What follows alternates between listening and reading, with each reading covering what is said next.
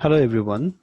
Today I will present my study on a new panelized roof design approach for off-site fabrication of light frame wood residential construction project. The presentation follows as background and motivation, new panelized roof system, case study analysis, and proposed connection design and conclusion. Panelized construction is an off-site construction process that has three basic steps: production, transportation, and on-site installation. Being an automated process, it is praised for its superior quality of construction as well as for safe workplace. Typical off-site construction facility have several workstations such as wall framing station, floor line, and roof production station. These production stations have several limitations. For example, maximum framing height for the wall production line is 3200 mm, whereas minimum framing height is 1600 mm. So if we want to produce any building component using this production line, we have to consider these constraints. Although panelized construction is far better than stick build process, but it is classified as partial construction because of the roof production process. The roof production process is same as the stick build process. The only difference is it is built in the factory. There are some non-value-added activities on this process, and it has relatively higher transportation cost. It is often required to subdivide the roof into 3 to 4 modules, and it requires 3 to 4 trailers to transport the roof for a single family house. As it can be seen into the graph, the transportation cost is proportional to the travel distance, so it becomes infeasible to produce roof off-site due to high transportation costs. Also, in case of a complex site, it becomes impractical to build off-site the roof. As a result, building on-site roof increases the project cost and duration.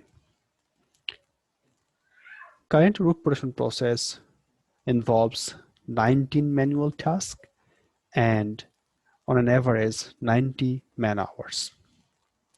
So to improve this process, we recommend to use the semi-automated and automated production lines to produce roof. At the same time, we want to reduce the transportation hauling number. That will ultimately reduce the transportation cost. So if we consider a case study with a building footprint 6000 by 10,000 millimeter and a 8 by 12 gable roof, the roof will have these following components. It will have 4 panels, 2 support walls, ceiling frames, and some beam members spanning between support wall, one support wall to other support wall. The system will also require new connection type that will ensure the structural integrity of this system. So for this case study, this panel width is close to 1900 millimeter, whereas for this panel B, the width is 1800 millimeter if we want to produce these panels to the wall lines. So the gravity load path is shown on this figure.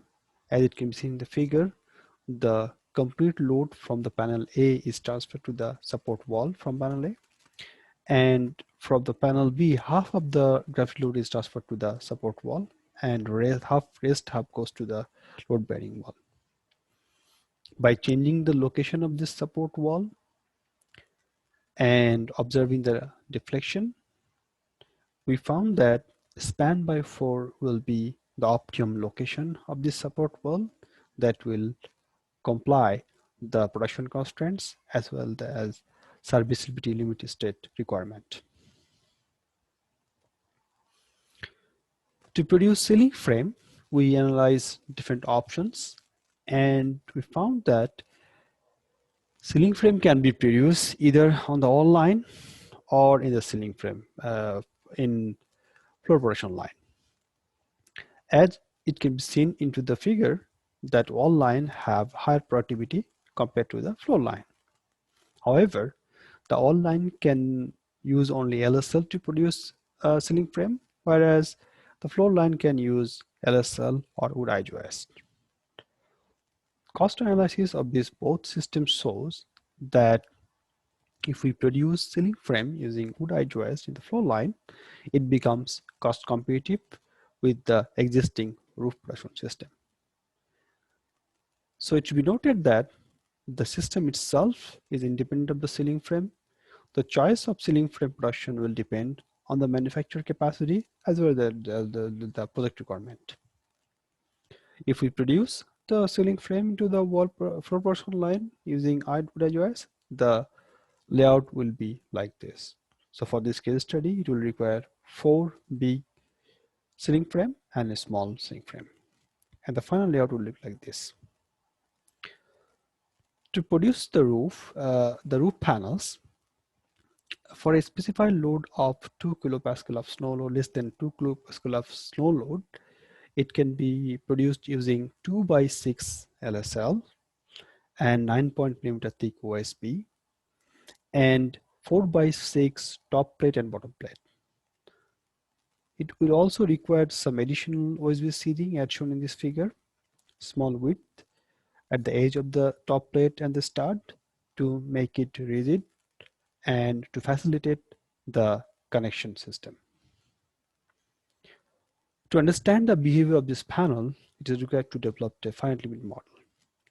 And to do that, we need to understand the nail connection behavior between the OSB and LSL, also between LSL to LSL.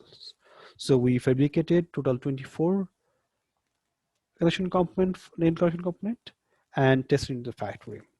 Using these test results, we developed a finite limit model of this panel. Result of the finite limit model shows that for a gravity load of 4 kilopascal and 9-millimeter thick OSB, 2 rows of 4 nails will have sufficient capacity to meet the design requirement. We've also tried to simulate the 3-point bending test of this panel using the same FEM, and we found that the peak load capacity for this panel is 33.75 kN.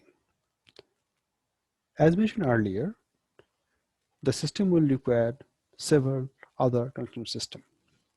So this figure shows the connection between support wall and the panel. As it can be seen that this wedge PCS is connected to the support wall using these 2 screws, and also an L bracket is used to connect this panel. For this panel, this wedge piece is used to connect with the top plate of the support wall to the panel using a screw. We have done testing on this connection, as well as the result shows that European in model can be used to predict this load. It should be noted that the shape of this wedge pieces changes with the change in the slope. So designers can use the European model to predict load capacity for different other slope of the slope. Also, it required other connections such as panel-to-panel connection, which is basically using 1 screw, and also we can use a screw to connect the support wall to the ceiling frame. We have done testing on this as well, and results shows that European model can be used to predict the load capacity of this system.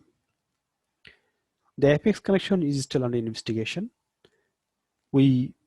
Our goal is to develop an folded facility for this apex connection that will enable unfolding state of roof panel before installation.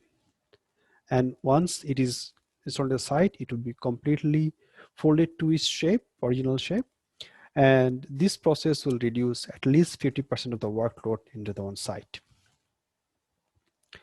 So Finally, using these AFM of panels and connection test, we will be able to develop a complete assembly model of this system that will reveal the structural response of this system itself. And once we're done with this analysis, we can expand this process system to other roof types such as cable. The main limitation of the system is it cannot be used in case of commercial facility with large roof span. We sincerely thank EcoBuild for their generous support. We also thank Simpson Strong Tie and Orthoblas for their generous donation. Thank you everyone, and now I will take questions.